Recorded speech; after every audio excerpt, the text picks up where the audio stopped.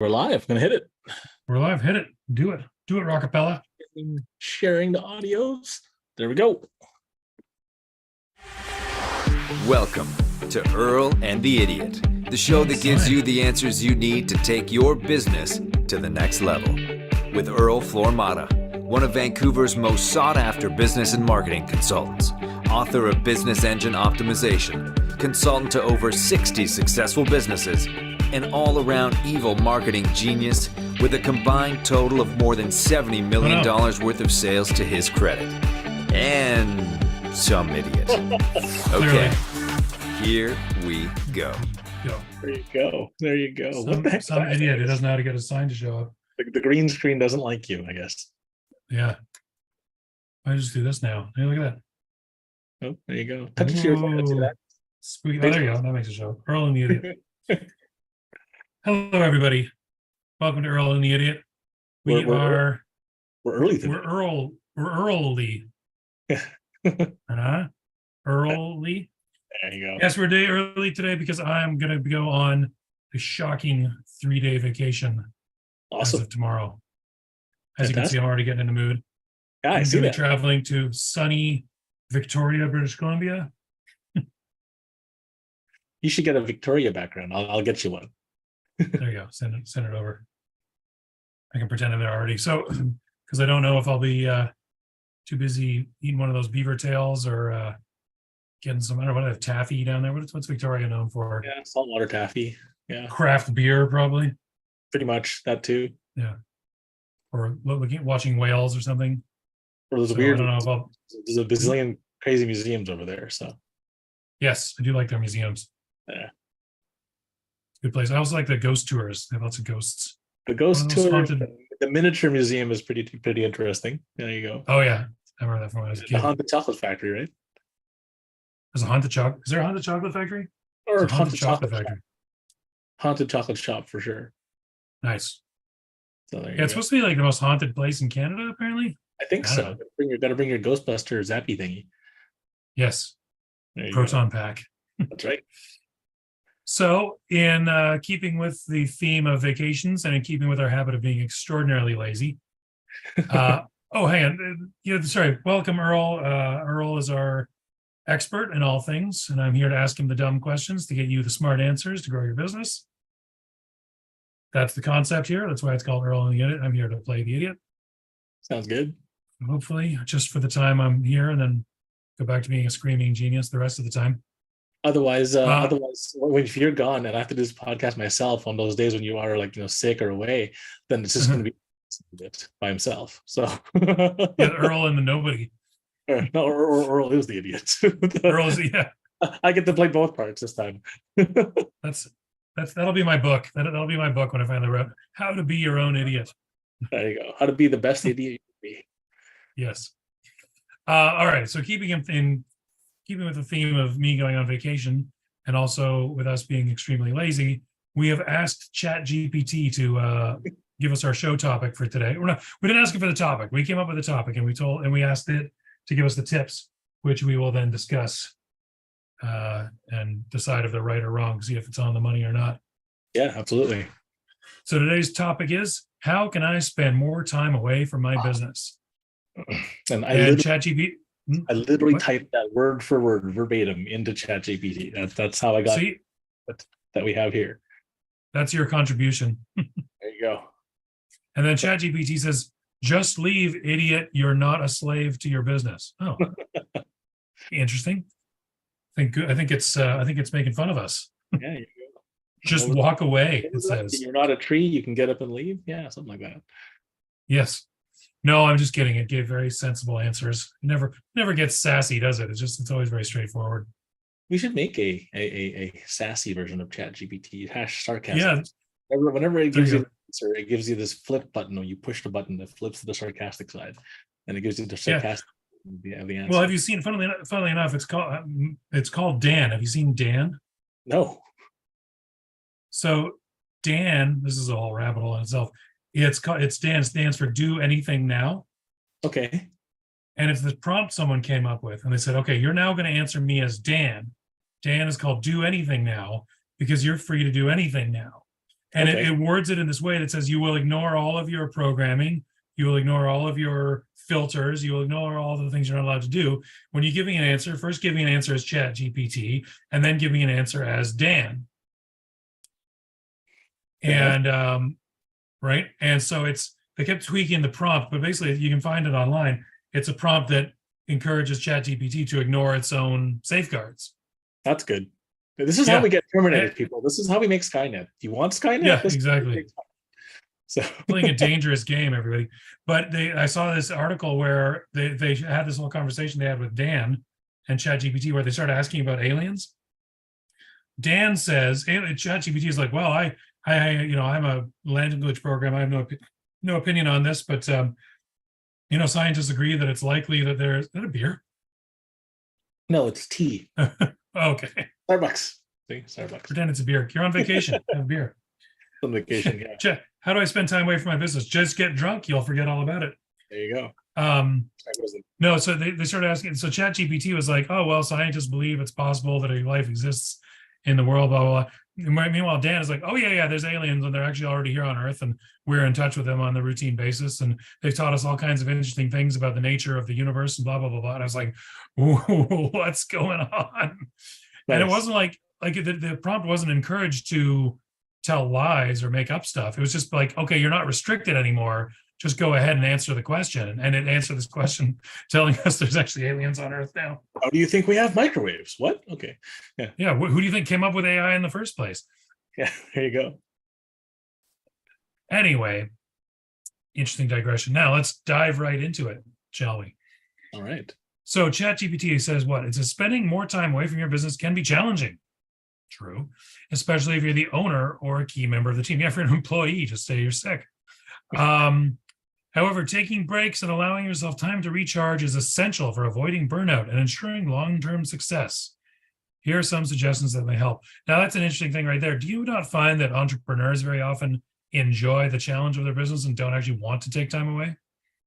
A lot of entrepreneurs, they just love what they do, right? But the thing is, you need that time away. It's actually proven that you need time away from that thing.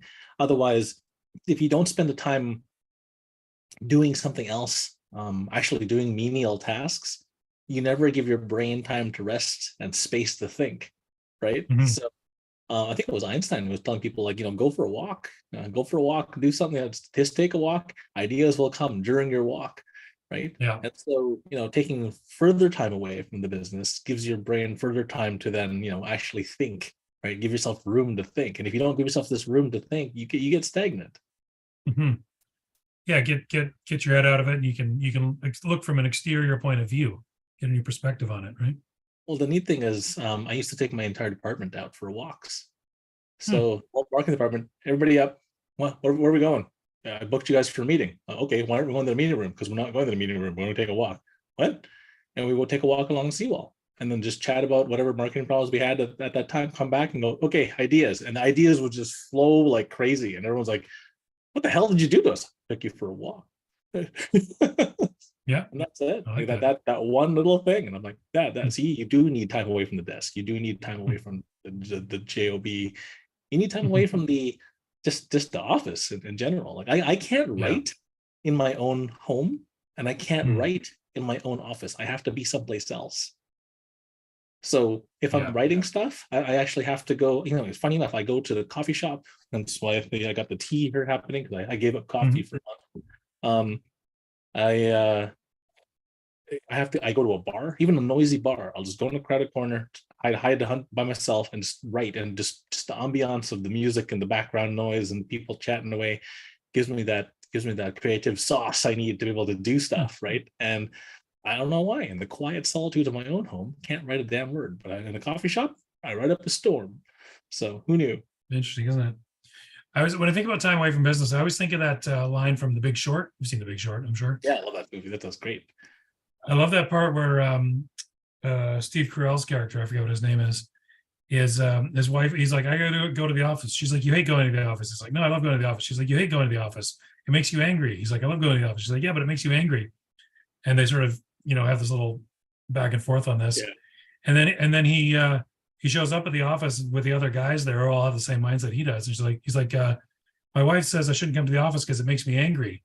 And the guy's like, yeah, but you're happy when you're angry. And he goes, exactly. There you go.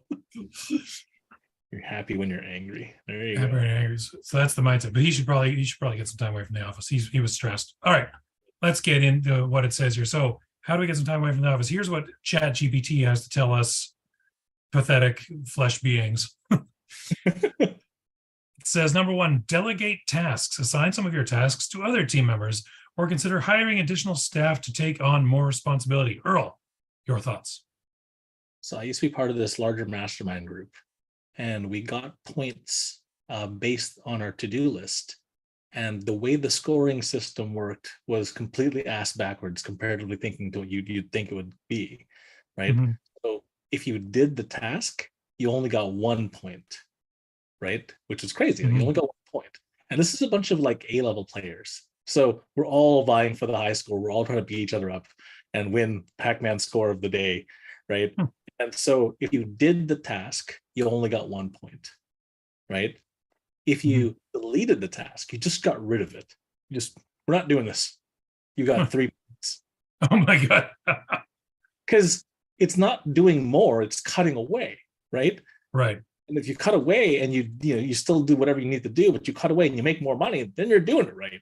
And then the last one, though, was delegation. You got 5 points if you actually managed to successfully delegate it, and they got it done without burning the house down. So it was really interesting the way that was taught, because that taught us how to scale and grow a real business, right? Like if you're the only one in your business, right, and you're the only one, wearing the uniform, you have a job, not a business, right? If you go away and no money comes in, you don't have a business, you have a job, right? And so this is what they were teaching us, right? If you do the task, which is great, the problem is everyone rolls up their sleeves and everyone does the tasks, right? Yeah. And that's what most entrepreneurs are just accustomed to doing. I'll do it myself. If I teach somebody else, it'll just be slower. It'll just be faster if I do it myself. But the delegation answer is a really good one, because now you're solving forever, right? When you can solve a problem forever, right? The punishment for not solving it forever is you have to do it. Right? Punishment is run now that by me again. So if you don't solve something forever, as in delegation, creating a job, assigning it to someone, giving them a task and making it go, if you don't do that, you're forever forced to repeat doing that task over and over again by yourself. Right? And your punishment for not delegating a task is you have to do it. And that was a really interesting standpoint, delegation of the stuff being the highest points awarded for productivity and ownership and leadership.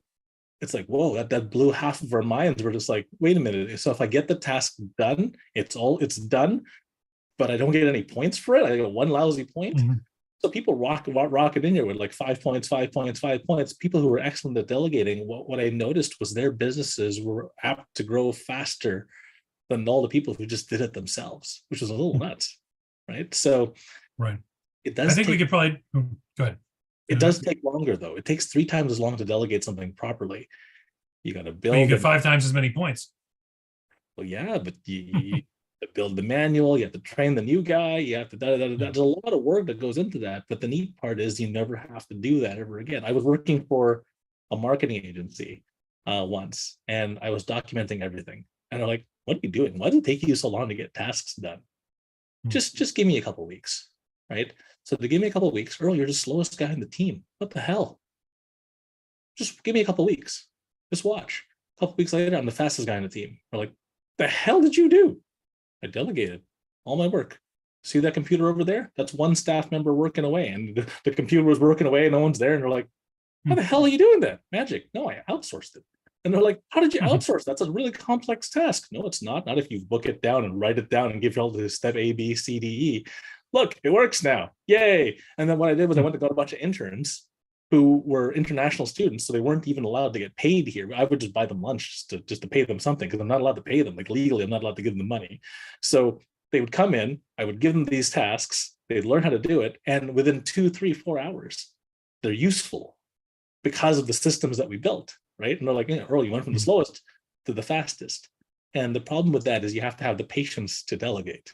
So delegation is an exercise in patience, right? And systems. Yeah. So delegation Because is I feel like we could have a whole nother show on just delegating and like the issue of everyone feels like they're better at it than their underlings, so they don't want to hand it off to someone who's not going to handle it as well. right. I think there's a whole show in that. Yeah, it took me 3-4 years to finally get that lesson down. 3-4 years. I'm like, man, I should have done this sooner. Nope. Too much pride, too much, oh, I do it better than everybody else does. Well, the problem with that pride is then I have to do it. Right? So Yeah. Make a note of that for next week. Let's do a whole show on delegating. delegating it is. Done. Yeah. I'm putting in our notes. There you go. Hey, look what I just did. That's right. Huh? And then I'll delegate it to ChatGPT as per usual. And then Perfect. and then we'll have the show notes. We're good to go. Nice. All right, let's move on now. Number 2, prioritize tasks. Determine which tasks are essential and focus on those first. Avoid getting bogged down by tasks that are not urgent or important. I guess this ties into the thing of getting 3 points for deleting a task. Yeah, definitely. Prioritizing. People mix up being busy with being productive a lot of the time. Yeah. Yeah. My calendar's so packed. Look at all the things I did. Look at all the check boxes I checked off on my task list. But then you go back and you go, did you really have to do half this crap? Right? It's the 80-20 rule, the Pareto principle, right? 20% of what you do produces 80% of your output. Figure out what that 20% is. And if you want to like really hone that down, 80-20, and then 80-20 the 20, and then 80-20 that 20, and you're left with that one thing. What's that one thing that you have to do above all other things? And if you can figure out that one thing and you get that done consistently day in, day out, man, you become a weapon after that. Right? That's real prioritization. I learned that from Curly from City Slickers. Jeez. Let's go back. Remember that? That was his thing. One thing. Yeah. One thing. Absolutely. No one in the audience is going to get that reference. One thing too, right? Like, what is the one thing that if you did would make everything else not matter or irrelevant or whatever? And if you did that one thing, and I think it's most like executives, most owners, most players in the big leagues, if they make 2 good decisions a day, that's enough, right? So from a prioritization standpoint, if they just spend the time thinking and make 2 excellent decisions a day, because realize that, the CEO, controls that many other people. If you did step 1, which is delegation, and then you do step 2, which is prioritization, and you prioritize your job as to thinking and steering the ship, and then having everybody else row the boat, you end up with that much more firepower. And, if you've got 10, 20, 50, 100 staff, those 2 decisions that you make ripple effect across the 100 people. And all of a sudden, your prioritization, like the prioritization of the captain is kind of key, right? So, so prioritization, absolutely, I agree. What was that? What was that? You said the something principle, the 80-20. What's it called? Pareto principle. Pareo. Pareto. Pareto. Okay, cool. Check that. It is the 80-20.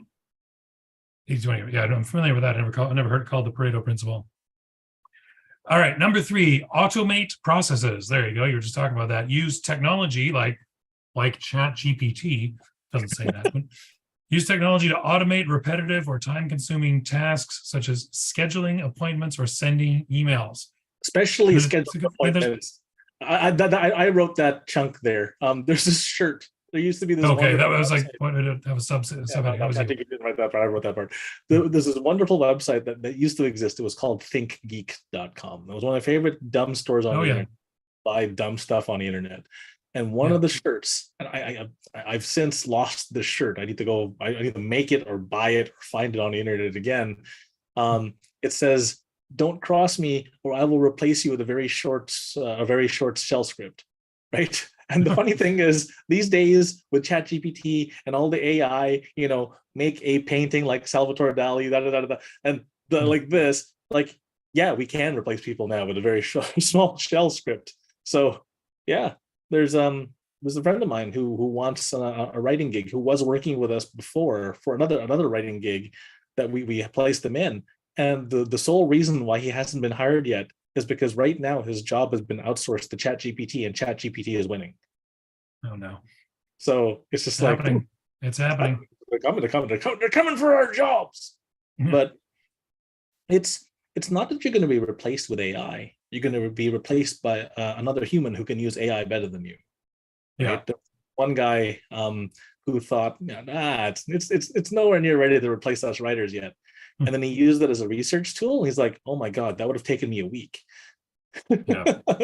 He did it in an hour. He's like, okay, so maybe this thing is good for doing research. And then he starts getting it to do writing for him. He's like, man, I can like 10x my writing output. Yeah, exactly. So you're not going to be replaced by an AI. You'll be replaced by a human who can use AI better than you. Right. Like us. Yeah. There you go. Who knew? Like you were saying before, and I'm still kind of crying on the inside about this. Well, maybe it's because it's the later episodes and people start watching us and we're starting to pick up some steam here. But I've gotten more comments on our ChatGPT background episodes than our hard thought episodes. We're like, think right through this, make a bunch of stuff. And now it's just like, hey, give it a good prompt, and then bam, we'll just talk about this for 45 minutes. Oh my gosh, that's horrifying. Yeah. There's some kind of magic sauce in it. It feels more free. It feels more like less regimented when we use the ChatGPT thing somehow. Yeah, which is ironic. And I have to think on the fly too. It's like I prepare for this stuff. It's like ChatGPT poops this stuff out. It's like, oh, Earl, talk about this. Oh, that's what it is. We're getting you more loose. You're not all prepared beforehand. Yeah, I have no idea. I have no idea what's about to come out of ChatGPT. So, and I don't see it until the day of the show. So it's just like, Yeah. So it pops out. I put it in a little document, and you just start reading. I'm like, oh crap! I think that's something for that. It works. We'll keep it up. There we go. All right. So so automating processes. There's a lot you can do with automating processes. ChatGPT is now obviously the biggest thing, but there's all kinds of things. Right. I was going to say, please stop sending emails back and forth saying, hey, this Thursday at 4 or Friday at 3 work better for you. Like there's automation process. Like that is the one bane of my existence that's already been solved. This was prior to AI even. Now there's AI assistants that, I kid you not, sound more like people than people do sometimes. And it'll do it for you. And it'll actually check their schedule, check your schedule, suggest open slots, and throw them at the people and have them figure it out. This AI thing is wonderful, right? The scheduling of this, especially when there's multiple people.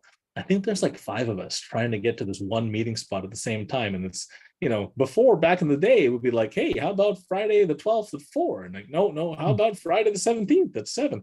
Nope. And then back and forth. Now the AI just checks all our schedules, says, here's some suggested times that you're all free on. Everybody pick one. And I'm like, oh, man, where the hell was this? Right? So highly recommend. Everyone should be using AI to book their schedule. Okay. Are you not using that Calendly anymore? I still use Calendly for now, but we'll be getting rid of that because I think I'll be switching over to the new AI Mabobber thingy because when you're dealing with multiple calendars and they're not all yours, right? Calendly is really good for a corporate thing where you're trying to get a whole bunch of corporate people on the same Google Suite into one thing at once. But when you've got 5 different parties from 5 different locations, I don't know if you can do that in Calendly yet. Maybe you can. I haven't looked at the new features yet, but I mean, there's AIs that just do this, right? So it's just that's really neat. Wow. All right, let's carry on. I kind of like this one here. It's less technical, a bit more psychological. Set boundaries. Establish clear boundaries between work and personal time. Avoid checking emails or taking work-related calls during your time off. This one isn't, because we didn't say how can I get a vacation. It's how can I spend more time away from my business. So right. I'm saying just actually set the boundary as to when you're there and when you're not. I set hardline boundaries all the time. Right, my voicemail actually says, "Don't leave me a voicemail." If anyone's ever tried to call me, my voicemail says, "Go away. Don't leave a voicemail." If you do, Earl's not going to check it. Send them a text because you have my number clearly if you're calling me, or send me an email. I'll get to one of those two. If you send me a voicemail, I will ignore it on purpose. And so, so setting boundaries, right? Because what year are we in? What kind of technology do we have now? I don't really need to listen to, "Hey, Earl, it's Steve. Call me at." For like ever. I can't hear the number and I'm like, oh great, thanks Steve. And so since the worst is when people leave a voicemail and they try to cover all the bases in the voicemail. It's not like, hey, call me back. It's like, hey Earl, so Thursday we're gonna be like Jan and I are gonna be at the office, but if you're not there, we'll have to call you. I mean, we can call you from the phone in the office. I mean, it's not working right now. We'll call Steve. He'll fix the phone. If he doesn't, well, like they try to cover every eventuality in the phone call and in the voicemail, and it's like, just say call me back. Like 10 minutes long, and I'm not listening to 10 minutes of this. So yeah, No. yeah, exactly. That's how it comes. So setting boundaries is absolutely key. There's profiles in your phone, and in your phone, you're allowed to have these focus profiles, right? Or there's an app that you can download if you don't have it, cooked into your phone. And I use those religiously, right? So after hours, so my day cuts off at 6-7 p.m. And when that happens, I literally, you can't call me because it just goes to voicemail. It just goes away, right? So no notifications show up from work. It's all just gone, right? So spending time with the family, I'm here, I'm present, or I'm hanging out with the wife and kids. Like, I'm here now, right? So yeah, definitely setting boundaries is key. I love it. So it also gives you, again, that fresh perspective every time you come back to it, right? You leave back, all of a sudden you're good again, right? You need those times of rest, and you need those times of not being on all the time. I know in one of the episodes I talked about you can't stand up and sit down at the same time. It's impossible. You can't be creative and productive at the same time. They're different parts of your brain. So if you're trying to be creative, be creative. If you're trying to be productive, be productive. But it's impossible to be both, right? You can't stand up and sit down. It's the opposite direction. Creativity and productivity use different parts of the brain. They use different chemicals in the brain. And if you're trying to do both at the same time, that's why you give impossible deadlines sometimes to the creatives, and they're trying to be productive because I got to turn out this stuff. They're never going to turn it out if you don't give them enough runway to actually get it done. So there you go. Setting boundaries is absolutely a great idea. Thank you, Chat. Did you hear a sound just now? Yes. Was that you or me? My computer was beeping. Okay, yeah. It happens sometimes. I never quite figured out if it's you or me making the beep. That's fine. It's me this time for sure, because I'm not wearing my earphones. Like, I got you on speaker this time. And when it goes beeping, it's on the speaker. And so the microphone picks it up. I'm on speakerphone. Is Alexa nearby? Can I order something embarrassing to your house? Please don't. Yeah, it's funny. They have to make sure that they don't put that in TV shows, right? Where the character calls out to Alexa. No, they did that in South Park. It was genius. They actually. Oh, did they really? Oh my God. And so what happened was they actually had to write a subroutine to make it not do that. So make Alexa don't do it? No, you don't understand. They got Siri, Google, and Alexa to start talking to each other. And it was horrible because it caused a bunch of infinite loops everywhere. And because it kicked in and everybody's watching this, because this was like South Park. So it was one of those shows that a bunch of people watch all at the same time live. And so it kicked in, everybody's Alexa, Google, and Siri went just nuts. Right? And the whole world was in an uproar. So they actually, all three, there's four, Cortana. I don't even Cortana still exists, but all three or four of the major systems had to do a rewrite when they hear the same thing from multiple sources all at once, not to execute because it's probably a TV or a radio station pulling a prank on people. Oh, I see. Because if a show goes out live, 500 people, 10,000 people, whatever, Alexa's hearing it all at the same time, they know it's coming from. Okay. Except now people watch shows that they've recorded, so not everyone's hearing it at the same time. No, not at the same time, but if people still have regular old TV and they're playing this live, because some people still do that. Yeah, the masses have this, and then every Alexa and Cortana and Siri and Google just goes nuts. They had to write subroutines to make sure that didn't happen anymore, because then one, the server will get overloaded. Two, it's just going to go crazy and break everything. And three, that's funny. Bad things like order people pizza or bad things from Amazon to their house, right? So those South Park guys are such anarchists. It's awesome. I love it. That was sheer genius. I tip my hat to that for sure. So yeah, absolutely. I just saw an interview where they were asking them about, did Barbara Streisand ever respond to what you say about her on the show and all the terrible things they say, and they said she didn't answer the question directly, but she just said that South Park and I forget what the other one was. Oh yeah, she said South Park and Beavis and Butthead are the reason for all the negativity in the world. Only because they were dissing her. Yeah, and he was like, the fact that we got that far under Barbara Streisand's skin is one of the greatest achievements of my career. I applaud that 100%. Yeah. Yeah, that's Anyway, fine. but I think this might count as a digression. So let's get ourselves back on track. So last was set boundaries, right? Yeah, the last one Next, was we like, kind of talked about this next one already. Take breaks. Make sure you take regular breaks throughout the day and take a longer break, such as a vacation, that's right. periodically as needed. The adult To recharge this, to recharge. to recharge. So the adult human brain can only function on one particular subject for a maximum of 2 hours at a time before you start to deteriorate and fall apart, right? So in Asian cultures where you never want to leave the office until the boss leaves, right? Yes, everybody's working 10, 12, 14 hours, but the funny thing is like it falls off a cliff after a while, right? So Yeah.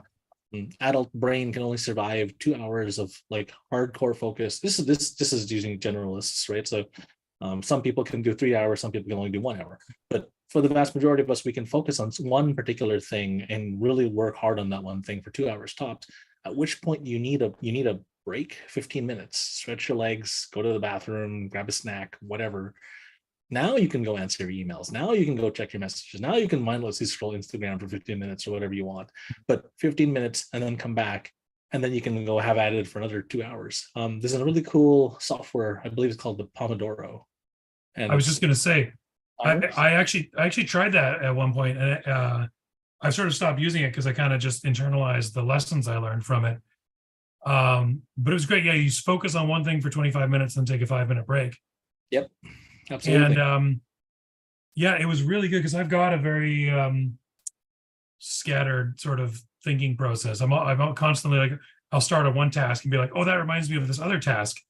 And then I'll jump over to the other thing. Oh, that reminds me of another task. And now, I'll sort of dabbled in 5-6 tasks without achieving anything on them. Mm-hmm. And then doing Pomodoro was like, okay, for 20, it says, this is a great line. It says, the world can survive without you for 25 minutes. Yeah. I love it. And that Actually, was a surprise. Keep going. I got something cool. Hold on. That was a surprisingly liberating thought. I was like, yeah, that's that. I was kind of called out by that because it was like, oh, yeah, I sort of feel like, I need to be paying attention to everything all at once for all the time. And it said 25 minutes, just take yourself out of it and focus on one thing. Everything else can wait. What do you got there? Physical timer. 5 minutes, 60 minutes, 15 minutes, whatever, right? And so it's a physical timer. You put up the number. I don't want to turn it on, otherwise it'll make annoying beepy sounds. But you put whatever number. So I want 5 minutes up, and you put it down, and it gives you 5 minutes before it makes the most horrific sound you've ever heard in your life. Oh my God. So you pick what focus you'd like. And the neat part is it's tactile, right? I know this is coming from a digital guy, it's digital background, it's digital everything, just a digital logo, right? Yeah. But the tactile piece of it forces your brain to also consider reality and that it's real. And so having some things need to be real. And this is one of those things. I've got my little fidget thing. I'll flick around when I'm on a phone call or whatever. Because that tactile thing is important. Yeah. So the tactile piece. This is my Pomodoro time. Right. I just pop it down, slap down. I need 60 minutes on this. Boom. I don't do anything else. That's the only thing I do. Is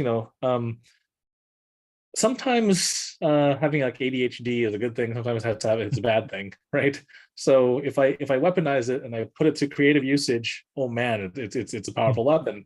But if I'm trying to focus, every time I get derailed, it takes me 20 minutes to get back on the train of thought like at ample speed to be able to accomplish whatever I need to get done in the day. And so, this thing is a godsend. I mean, it's so great to just have a little cube. You just throw down and they go, okay, this is how much time we're putting on this. Don't do anything else but that until this thing beeps. So then you get more stuff. We're kind of wired the same way in a lot of ways. You definitely get more stuff done. And then the really fun thing with the Pomodoro is then it's like, okay, 5 minutes of just do whatever you feel like time. Yeah. And then you can do it. You scroll Instagram or you play with a toy or go for a walk, or I actually like tidying up the room or doing some dishes or whatever. And it's, you when you're doing it, you can enjoy it now because you don't feel like you're shirking the other thing you should be doing. Right, because this is the thing you're supposed to be doing in that You're moment. supposed to be doing this thing. Yeah, exactly. You're So it's like it's supposed to be more screwing around. enjoyable You to spend have that time. 15 minutes allotted of screw around time. If I don't use these 15 minutes, they're gone. So Yeah. Yeah, no, it's liberating, man. It really really helps organize things in the there brain. was here's a fun little tangent for you as well. If you end up worrying too Mm. much about everything, actually schedule a block in your calendar about worrying. And so it's also weird and freeing. Like so back in the day when I did worry about a bunch of different stuff, I would actually have worry time. So if I started panicking about something random, I'm like, oh, can't do that. That's not on the schedule. That happens at this time. And by the time I got to the worry time, I wasn't worried about it anymore, and nothing happened, and the world didn't burn down. And like you said, the world survived 25 minutes without me, and everything was fine, right? So scheduling worry time is a funny little mind hack trick as well. That's hilarious. I'm gonna try that. There you go. And we're on the last one. Yeah, we're on the last one. Perfect timing here. So, and this kind of ties back to what you were saying before. Trust your team. If you have, yeah, there's a big if. If you have a reliable and competent team, trust them to handle tasks in your absence. The way to build a reliable and competent team is to, take them through the processes, take them through the movement, right? Mhm. Start them with the stuff that won't burn the company to the ground, right? If we're Yeah. using a tree as an example, right? Anything at the root level, no, don't give it to the new guy, right? He'll burn it to the ground. Anything at the trunk level, I'm using tree because you got that crazy tree in the background. So Yes. then you've got like Here's the branches, you got trunk. leaves, right? You got branches, leaves, and twigs, right? So Fronds. We have any- the frond level. yeah, so anything at the frond level, right? So if it's a manager, you can trust them with the base of the frond, right? Here's a branch. Like if you screw everything up, just that one branch dies, but not the entire Wait. tree. I have an important question. If this whole big thing is a frond right here, Yeah. what are the little finger things? Leaves, They're leaves? yeah, aren't they? I don't know. You keep talking. I'm going to look it up. This is ADHD power in action the here. important stuff. So I thought we talked about this in step number 2. Wasn't step number 2 prioritized? Yeah, this is important. All right. Well, then I will give step number 1 delegated to you. So yeah, trust your team, right? Like give your team access to certain things. Give your team access to certain budgets, right? Give them like a $20 budget to solve things. If it's $20 or less, don't call me. Here's the credit card for the company credit card. Just spend it, figure it out, report back to me later, right? And then as you start to trust them, move that number up. So that the most they can blow up is whatever number you've afforded to them to make a decision on their own. So if you give them $100 worth of authority, you can buy anything for $100. Don't bother me. Just make it happen, right? And so as you start to do that over time, you can trust them with more and more stuff. And that's where you get that number 6 play in there, trusting your team. And then that's where you get that reliable and competent team because you've taken them through the steps, you've taken them through those things, you've trusted them with the leaves, the branches, the fronds, whatever you want to call the piece. They're called pinas. Pina. Pinna or Pinnae. All right, cool. Pinnae. So they're special palm tree leaves. That's what they're called. Yes. They're yeah. In brackets, when it says leaflet. Leaflet. All right. Yeah. I'll take it. Now that we've totally derailed the whole thing for my stupid tangent. But now we know. Pinnae. Now we know. Yes. You can bust that out if you're ever given your trunk and branch and leaf speech in a tropical location, you can drop some knowledge on them. You've got the trunk, you got the frond, and then you've got the pinnae. There you go. When I redo this talk in like the Philippines or Mexico or someplace hot, that they'll be more familiar with that. So again, this could be a whole nother show, but like there's a screening process of making sure you have reliable, competent people. Like tell me if you agree, resident genius. Some people they're just not going to function. Yes, absolutely not. Yeah. Yeah. There's a hiring process. One of my mentors taught me. It's skill and will. And you're measuring them as an A, B, C, or D. An A has skill and will. A D has no skill and no will. Don't hire the D's, right? And don't put them with the company credit card. They'll burn the house down, right? So anyone who's on a D level, where they have no skill and they have no aptitude or will or spirits to learn anything, don't hire them. And if you did hire one by accident, fire them now, right? It's just going to cost you more blood, sweat, and tears. And anything that you delegate to them will just be a disaster anyways, right? So it's just, no, that guy can't do this. No, don't hire them again. Don't ask them to come back. Right? That's an interesting skill and will. I feel like there should be a third one in there, like will, obviously, super important. If a guy doesn't have any will to do anything, you're nowhere. Skill, you have to know how, but there's certain people that can't cross that gap. Like they're really willing, but they're never gonna make it to having skill. Like if they have will and will you say aptitude or whatever, or perspicacity. Will was like an all-encompassing aptitude. What's their attitude like?